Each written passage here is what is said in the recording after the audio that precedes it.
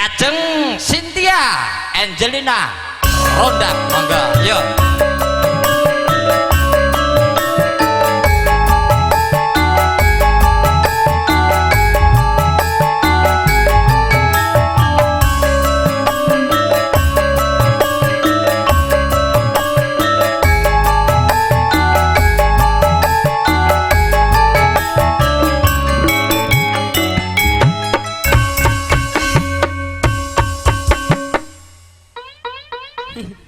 Wes.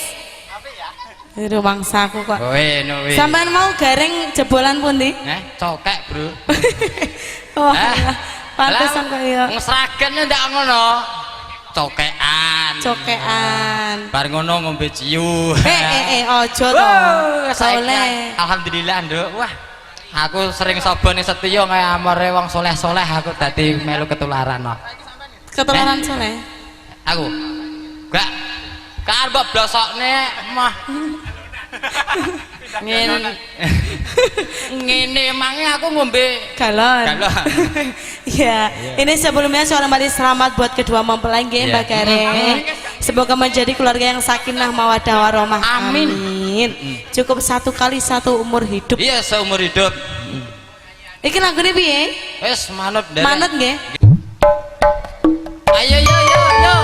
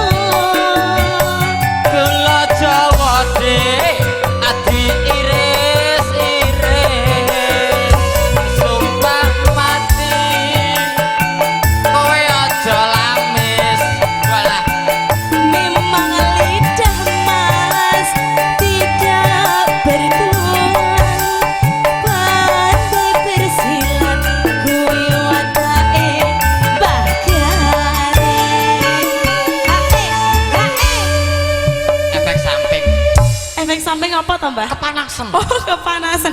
Pantesan kok siji rono siji rene gitu. Iya. Ajar. Enggak apa-apa. Enggak apa-apa. Namanya juga manusia, Bro. Iya. Malaikat enggak pernah salah. Loh Iya. Malaikat salah jabut nyawa lho piye? Oh iya, Ding. Oh iya ya. Sane diperintahne kat jabutan nyawane Cynthia misale ngono ya. Oh iya kayak malah jabut nyawane Gareng. Berarti malah keliru jabut nyawamu nih ya Mbak Gareng.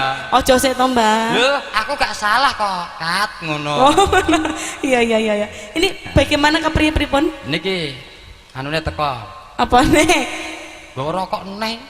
Bola sampean rumangsaku kok kan mau dipik. Lah Gon njaluk rokok nang. ora ngomong niki lho tuku rokok neh. Tak tembungne apa piye? Ora moh aku. Moh tenan. Moh iso ndomah nganti nesu mara rene ngekeki 20 ndah aku senenge. Aduh mas aku Gareng wis dikei rokok saslep mau nggo duwe dhewe. Wis maaf saya gak udut aku. Gak udut tenan. Lah gur ngopo?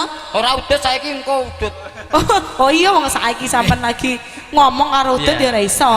Ini sampun Mbak Gareng. Sampun sih, bantu-bantu sih. Ya, siji-siji.